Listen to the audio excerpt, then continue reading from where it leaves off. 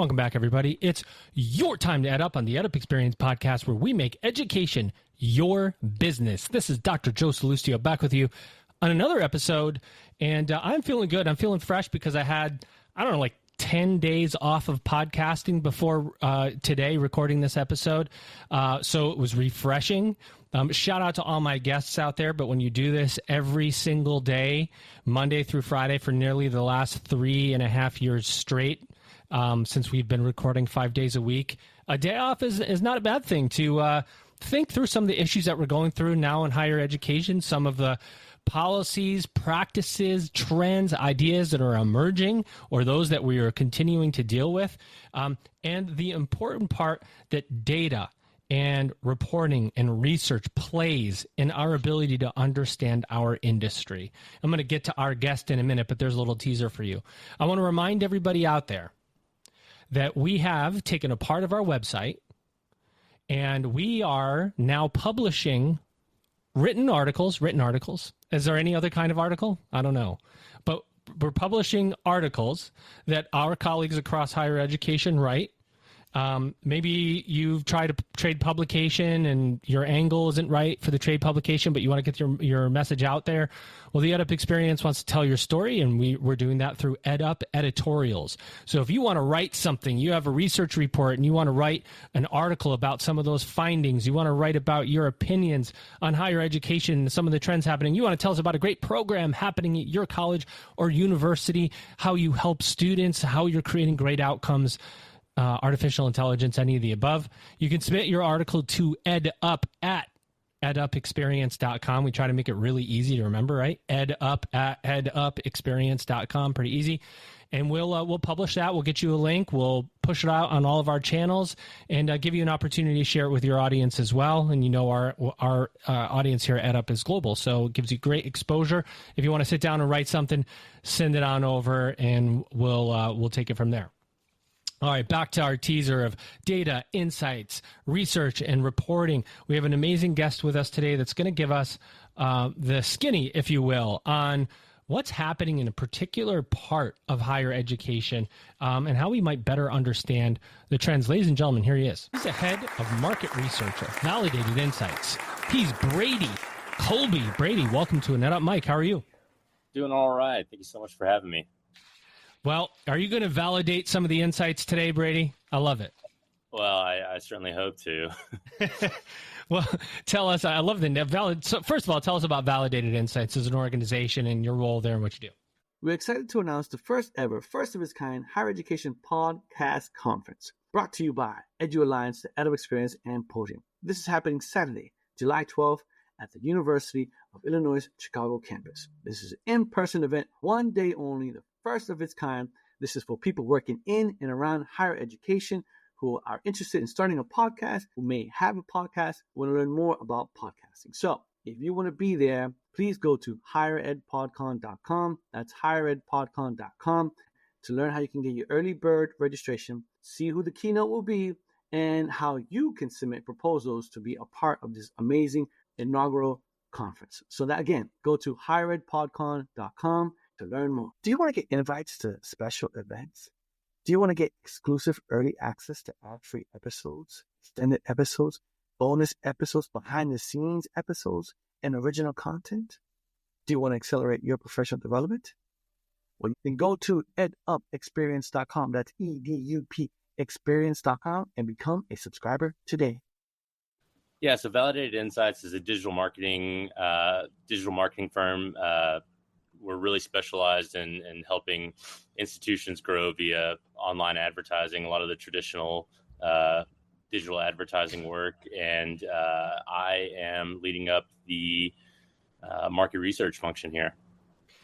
You know, I think market research generally as a function in higher ed institutions, within marketing companies, within any kind of company, is sort of an unheralded position, right? Like so many of the decisions that we make, competitive and otherwise, are based on our ability to produce outcomes that we can read side by side. Numbers are relative, right? They have to compare to something. How are things trending? How are things moving? And you guys have put out a report recently on trade schools. You want to tell us about the report and maybe a little bit of the methodology and madness, so to speak, that created the idea and why you did it? Yeah, I'd love to. So we are putting out the second iteration of our trade schools market update. And one of the things that we set out to do with this recurring report is to really try and get specific about enrollment numbers in trade schools. You see a lot of anecdotal evidence and a lot of survey evidence speaking to trends related to the uptick in the trade schools market. So what we've been doing for the past half year now, this is the second iteration of the report, is trying to classify all the institutions in the iPEDS universe and getting into, what exactly is a trade school, and then looking at how they're performing compared to the market as a whole, and then looking at all the surrounding indicators to speak to, what's going on in this trade school space beyond just the anecdotal and survey evidence that we see all the time. So since you brought it up, of course, I love when my guests create the questions for me, but let's define trade school. What exactly is a trade school and why do we need to be paying attention? Yeah, so the way that we've defined trade schools, conceptually, it's really easy to start by defining what it's not. And if you start by defining what it's not, you narrow down the list pretty quickly. So you start by looking at Carnegie classifications of all of the institutions in the iPEDS universe. Then you say, I know that we're not talking about a doctoral or professional university. I know we're not talking about a comprehensive bachelor's university. I know we're not talking about special focus graduate school. And so you can whittle down the list pretty quickly like that. And then whenever you get to this final little set of schools and you're having to make the call, it's really the line is between largely community colleges and trade schools. Once you run everything through the filter of looking at Carnegie classifications, that's really where the defining line ends up being.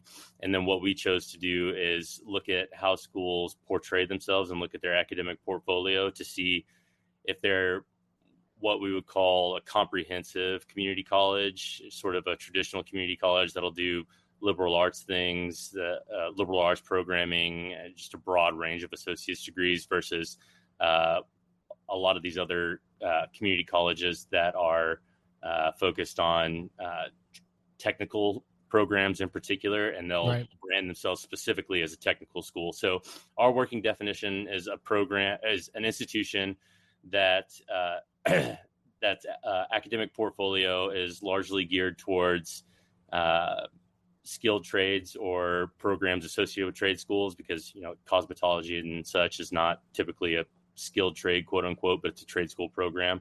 And that can, and typically at the sub-baccalaureate level. Some of them do offer baccalaureate programs, but oftentimes what we're really focused on is below the baccalaureate level. Thank you for that. That's really helpful. Gives us some context, and when we talk about trade schools and how we think about it, I think to your point, things are continually changing around trade schools. We're seeing an administration change that is, I don't want to say for or not, but seems to have more interest in pushing trade schools or giving students multi-option post-secondary education pathways. I want to read just this one percentage because to put it in perspective for the audience. And it says here, according to the report, the 15 largest public trade schools enroll 14.9% of all trade school enrollments. In 2023, these market leaders enroll an average of about 15,000 students. Yeah. I think there are many that when you say trade school are thinking in hundreds. Yeah. And an average of 15,000 for the 15 largest public trade schools in the United States. And that's a pretty significant number, isn't it? Yeah, that really is. I mean, just think about that, benchmarking that against a lot of traditional 4-year institutions or even 2-year institutions. That would be an aspirational enrollment number for a lot of these types of institutions. Keep in mind that these 15 largest ones are largely going to be a lot of those kind of technical schools that we're talking about, things like Milwaukee area technical school and things like that. But yeah, those are certainly aspirational numbers for a lot of institutions out there.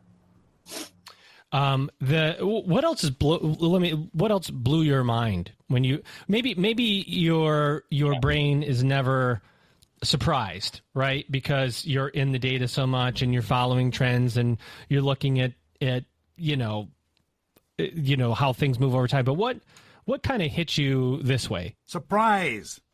Well, I do get surprised, and that's kind of the key to market research is you look for those areas where you do get surprised, because that's when you know that you stumbled upon something that's noteworthy.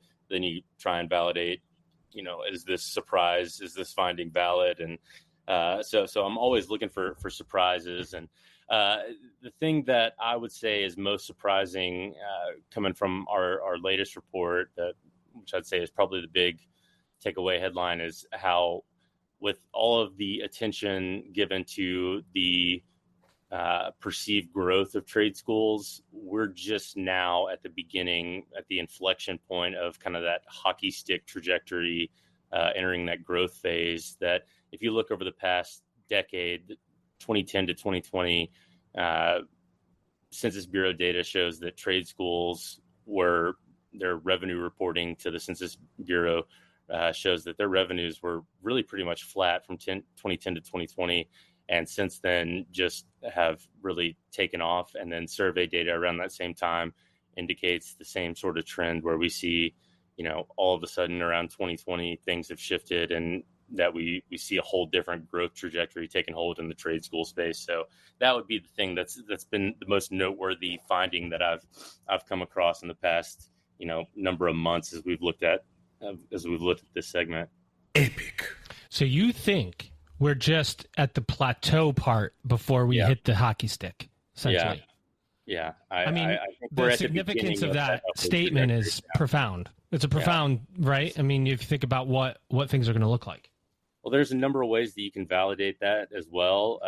First, as I mentioned, the Census Bureau, they do their quarterly business revenue reporting by detailed industry code, and you dive into that. And like I said, if you look at trade schools, technical vocational education, it was almost flat from 2010 to 2020, and then really ballooned from 2020 through 2024. And then you also look at some of the publicly traded trade school stocks like UTI, like Lincoln Tech. You see enterprise valuations of those just in the past few months just really skyrocket. Their enrollment numbers in each one of the recent quarterly reports showing that their programs are growing strongly. Search traffic, across the board, we see just indicators that show that after this long period of stagnation, things have really started to tick up. And the survey data, like I mentioned before, we see around the pandemic, there started to be a lot more attention to, hey, this is a viable option for students. Are you kidding me? That's what some people are out there saying right now because they can't enroll. They're having trouble enrolling anyone. Yeah. And then they hear that there's a sector that's, a hop, skip, and a jump away from hockey stick growth. And there's just, complete disbelief. I mean, what do you attribute this to? Is it the new focus on skills? Is it the skills economy in general? Is it the value of a college degree that's come into question? Were you able to glean anything, connect any dots to the socioeconomic factors out there? Yeah, absolutely. And one of the data points that I think is the most striking that speaks to that, Gallup will do their favorability surveys about favorability of various public institutions or maybe not public institutions, but of all quote unquote institutions. So not speaking about just higher education institutions, but institutions more broadly. And they will also dive into public favorability related to higher education institutions as well. And so in late 2024, one of the most interesting findings that I saw was that trade schools have a higher favorability rating among the general American adult population than the Ivy League institutions. And it's not a small margin either. There's a pretty heavy pretty heavy preference or favorability gap shaded towards trade schools as opposed to Ivy League institutions. And it's not just Ivy League institutions, it's all higher education institutions writ large. Community colleges were the only outlier that they performed largely in line in terms of favorability. They performed largely in line with trade schools, but four-year universities have largely had a lot of the public discourse turned skeptical towards them in a lot of ways. But, that's not without saying that there's been a little bit of an overreaction there. Obviously, it's still one of the main ways of producing a good career and personal outcome for yourself in the future. It's still, one of the best things in terms of increasing your earnings potential. But people have become more open to and aware of the fact that trade schools produce similarly strong outcomes for students in a lot of ways. Are you looking at yourself in the mirror and thinking this? I am the smartest man alive! I mean, do you have just an unbelievable amount of data that you haven't even put out yet when you run these kind of metrics? Yeah, the issue is typically too many links open in the browser and trying to summarize too much information. So it's a whole lot to digest, especially when you start diving into these trends about why certain things are happening, and you really have to get into a lot of data sources to try and identify those motivation causes. There's not a lot of research that speaks to motivators explicitly. A lot of them will kind of speak around the topic. There's a lot of stuff that speaks to, we know that finances and personal growth are drivers for people to continue their education, but how that impacts, what type of institution, what type of program they end up doing, that's where things get a little bit murkier. So yeah, there's just a lot to digest. Tell them like it is. A good friend of mine actually in higher ed is the president of Milwaukee Area Technical College, which is one of your biggest, right? Yeah. If not the. And his name is Dr. Tony Cruz. So shout out to him. I'm sure he'll be thrilled if he hasn't seen this report already. But as we look at population, and you talked about degrees just for a minute, but you have you have associate degrees, bachelor degrees, and then you have non-degree. Yeah. What are you seeing? What's the report telling us on the balance between degree and non-degree, and how trade schools are enrolling students, those enrollment trends at this point? Well, the overwhelming majority, well, maybe not the overwhelming majority. What is it? About 60% are enrolled in, I believe it's about 60%. Bullseye. Exactly 60%. Yeah. So about 60% are enrolled, and that's from ACSSE, so the accrediting body that accredits trade schools. Obviously, not every trade school uses ACSSE for their accreditation, but with their data, they show that 60% is enrolled in these non-credit programming. Now, what I'm waiting on to really speak to the trend in how this is all playing out is there's a new survey.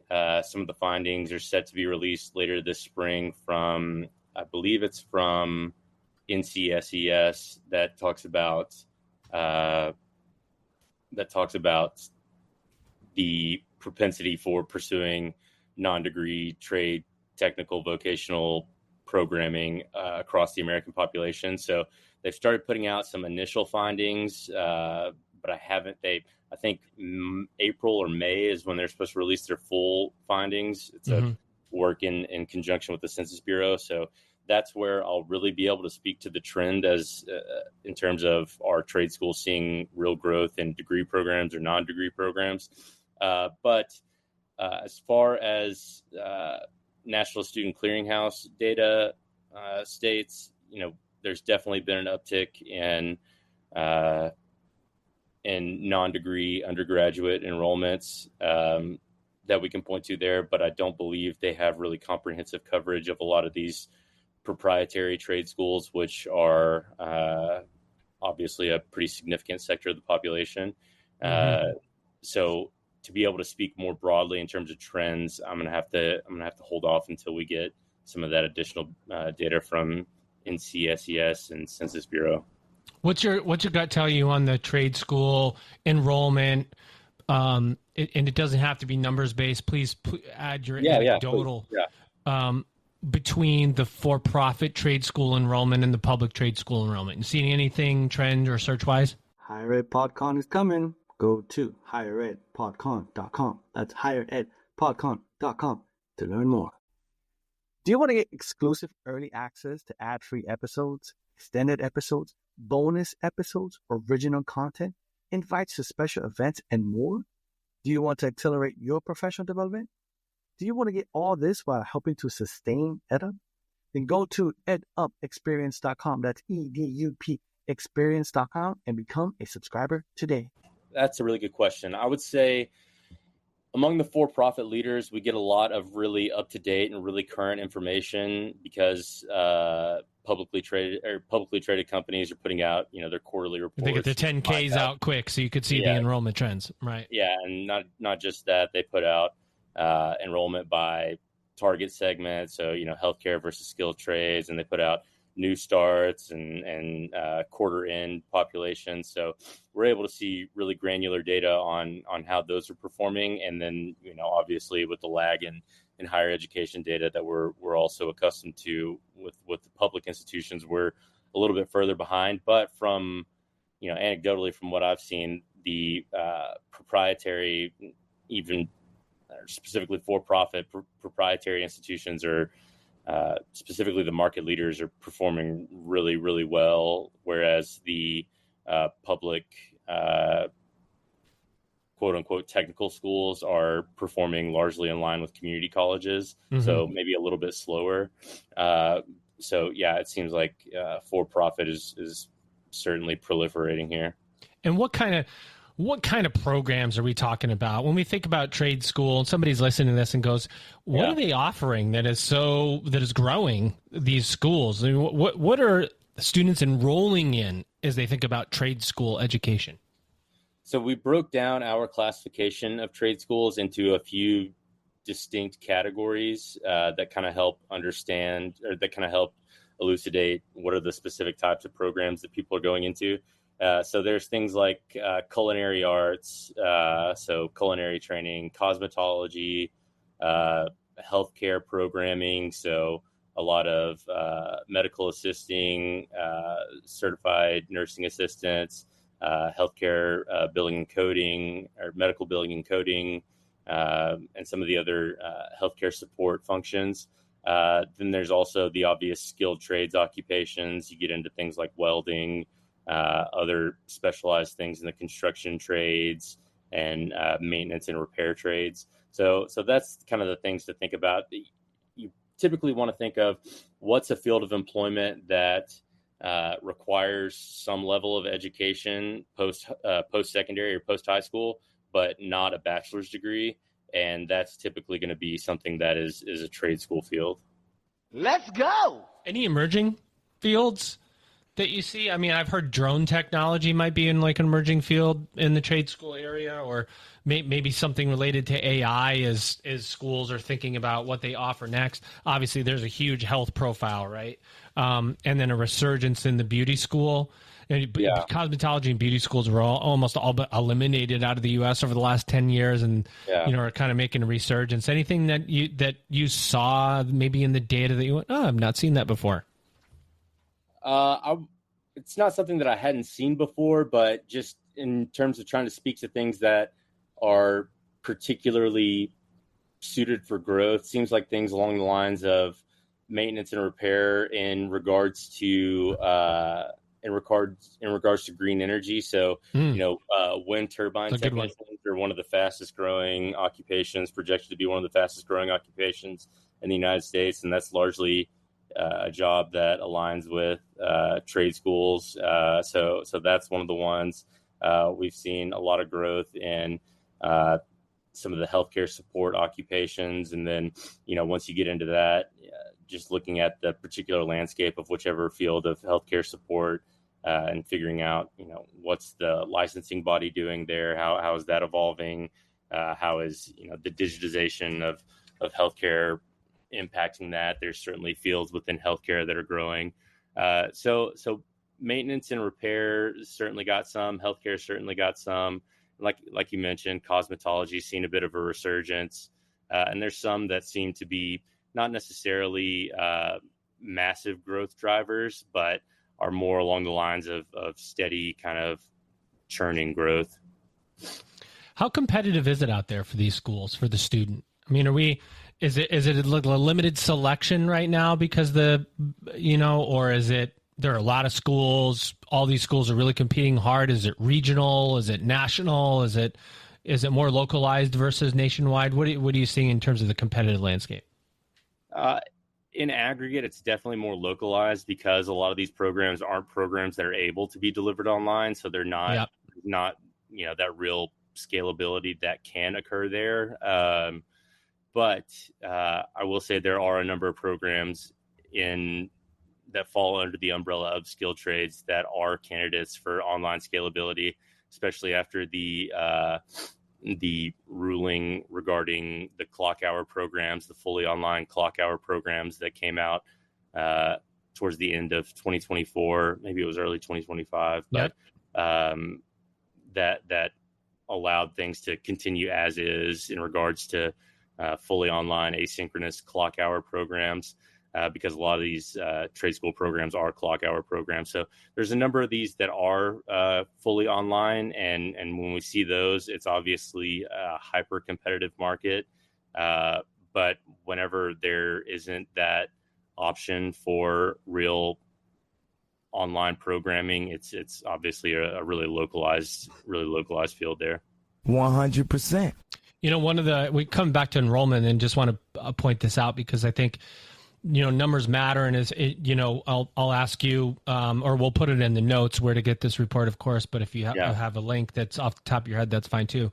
But just in terms of revenue, when we talk growth, because there are institutions out there that are budgeting for a 1% growth or flat enrollment or 2% or maybe a minus 2% decline.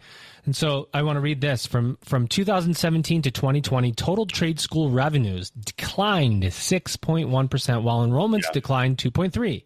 Since 2020, revenues have grown 11.1% and enrollment 4.9%. Revenues have grown over 11%. I mean, these aren't small numbers. They're really not small numbers. And just to further buttress that with the more current, looking at again the Census Bureau data from 2020 to 2024, data is only available through Q3 thus far. It's a 7.8 compound annual growth rate from 2020 to 2024. So we see in the ballpark of 5 to 10% growth every year since the onset of the pandemic in terms of revenues in these trade schools. Nailed it.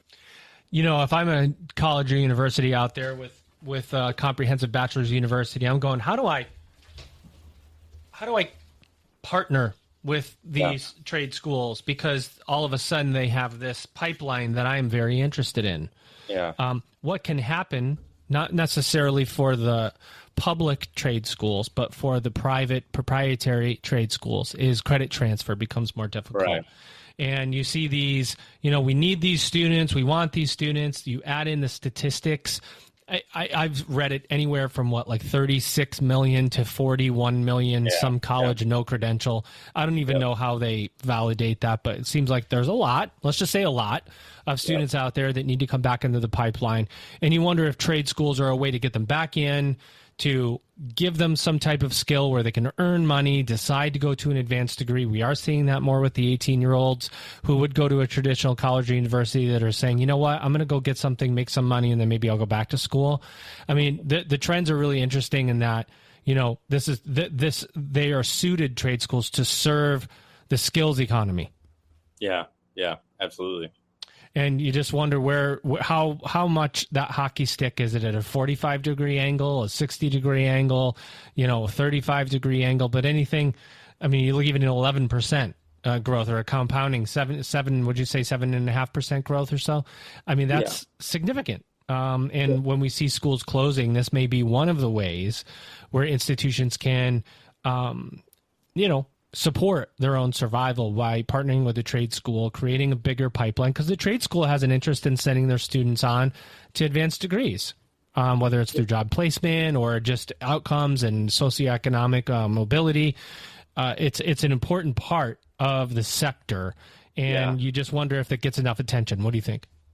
Well, I will say we do have some forward-looking projections. So if there's some projections regarding the total revenue of the trade school market. And then if you make some assumptions about the average cost of trade school per year, continuing on the same trajectory that it's been on the past 20 years, the projections of the total market revenue would indicate that enrollment in these institutions would be growing at a 6.6% compound annual growth rate through 2030. So right there in that same 5 to 10% growth range. But the thing that I will note also that we've found is that if you look at programs that are typically associated with trade schools, you look at trades programs, so things like skilled construction trades, those broader 4-digit zip codes that the National Student Clearinghouse will report data on,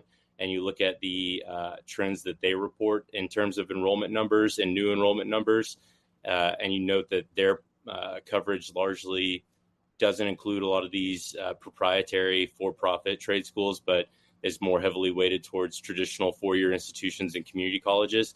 We see a decline in enrollment, which is surprising. That's interesting. But that shows that institutions, whenever they're just trying to replicate these programs, so like, for example, a community college offering a cosmetology program versus a cosmetology school. Well, cosmetology school enrollments are growing, whereas the enrollment at cosmetology programs in community colleges does not appear to be on the same trajectory, where it might be declining or stagnating. So we don't see traditional institutions, quote unquote, traditional institutions able to just replicate the same sort of program offerings and achieve the same sort of growth trajectory.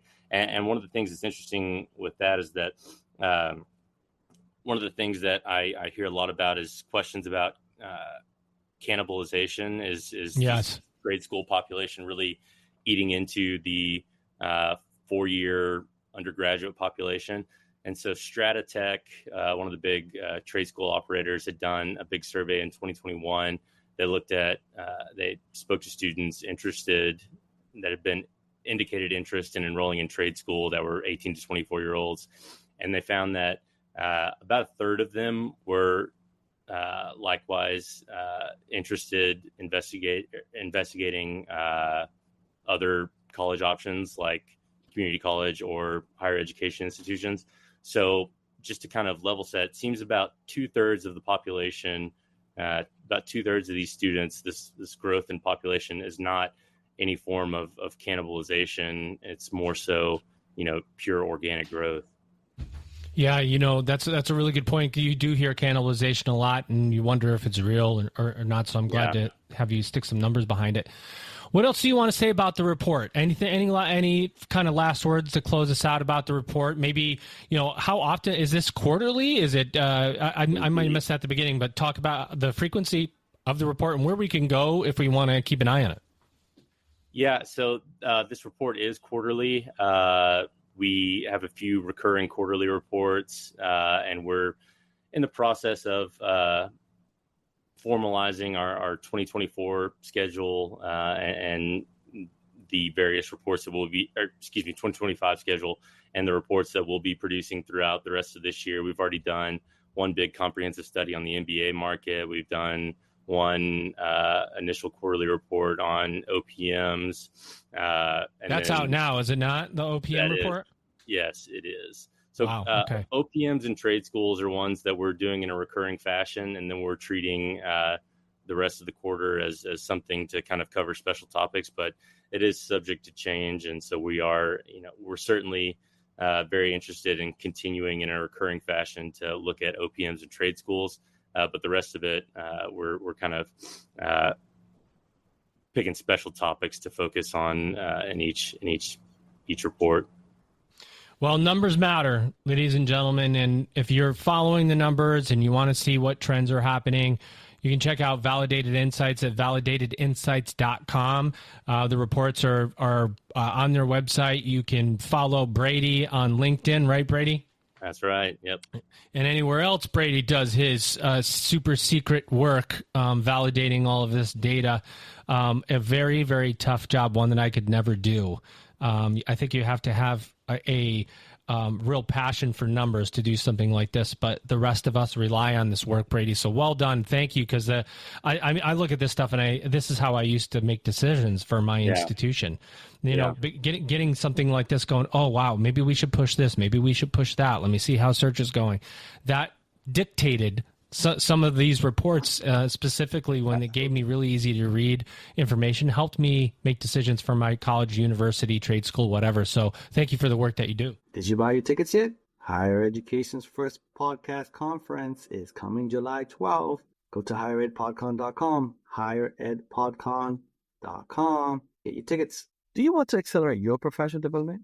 Do you want to get exclusive early access to ad-free episodes, extended episodes, bonus episodes, original content? That's right, original content, invites to special events, and more? Do you want to get all this while helping to sustain EdUp? Then go to edupexperience.com. That's EDUP experience.com and subscribe today. Absolutely. And I will just point to everybody on LinkedIn to check out the Higher Ed News by Validated Insights LinkedIn page. That will be where you can find the most frequently updated information that we're putting out. And in addition to the reports, just one-off things that we find noteworthy and actionable for institutions.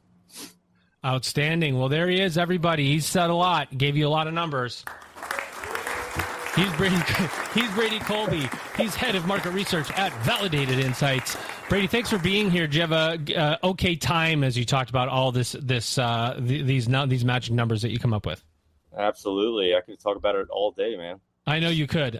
We only touched on 3 pages of this, this robust report. But I really do encourage everybody to go see it. It's visually appealing, which is important for an administrator, or was, I'd say, important like an administrator like myself, but now I don't actually work in an institution. But it needs to be, if I'm going to look at this data, it needs to be visually appealing, give you an opportunity to make decisions based on this data or inform your strategy moving forward. So thank you, Brady, for being here. And ladies and gentlemen, you've just EdUp'd.